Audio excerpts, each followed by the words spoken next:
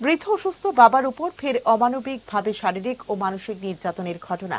মারধর করে বাবা রাজেন্দ্র বিশ্বাসের কোমর ভেঙে উলঙ্গ করে বেঁধে রাখার অভিযোগ উঠেছে ছেলে মন্টু বিশ্বাস ও তাপস বিশ্বাসের বিরুদ্ধে। ঘটনা আমতলী থানাধীন কাঞ্চনমালা এসবি স্কুল সংলগ্ন এলাকায়। দুই ছেলের দৃষ্টান্তমূলক শাস্তির দাবি জানিয়েছে এলাকার লোকজন। একই জায়গায় সামাজিক অবক্ষয়ের আবারও পুনরাবৃত্তি ঘটল।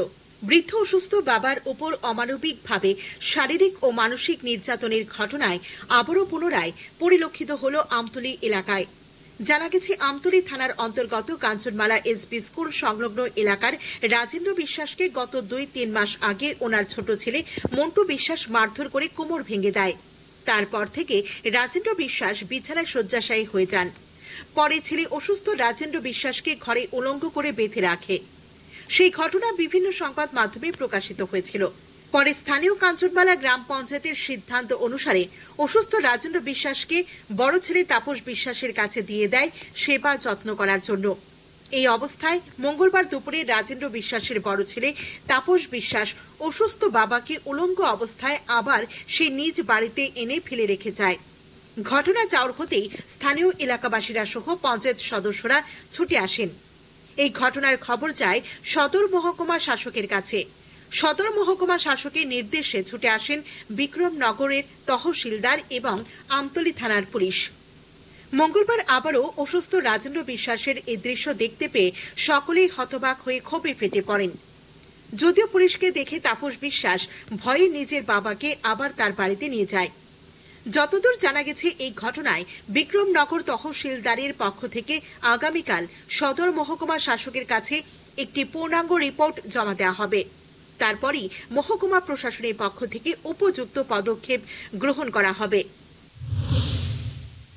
আমাদের এখানে কাঞ্চনমালা পঞ্চায়েতের মধ্যে রাজেন্দ্র বিশ্বাস তাইনে গত আজকে 3 মাস আগে তাইনে ছোট ছেলে, এর আগেও তাইনে ছোট ছেলে তাইনে মাইরা হাত ভাঙছে, কোমর টোমর ভাঙছে। ভাঙার পরে তারপরে তাইনে ওই তাইনের পুরানা ঘরের টিনের ঘরের ভিতরে খাড়ের পায়ার লগে কোমরও বান্ধা, গলার মধ্যে বান্ধা, খায় উলঙ্গ অবস্থা খাড়ের পায়ার লগে বান্ধতে রাখছে। তো এই খবরটা আমরা গ্রামের লোকের কাছ থেকে আমরা শুনছি, শুনে আমরা এখানে আইছি। আয়া দেখি ঠিক ওই এই অবস্থা, একর সাংঘাতিক অবস্থা। এটা মানব অধিকার লঙ্ঘন করে এই ধরনের ঘটনা। তখন আমরা এই বিষয়টা আমরা জানাইছি। জানানোর পরে তখন এটা উপরে অনেক জায়গাতে উপরে এটা পত্র পত্রিকাতে উঠছে।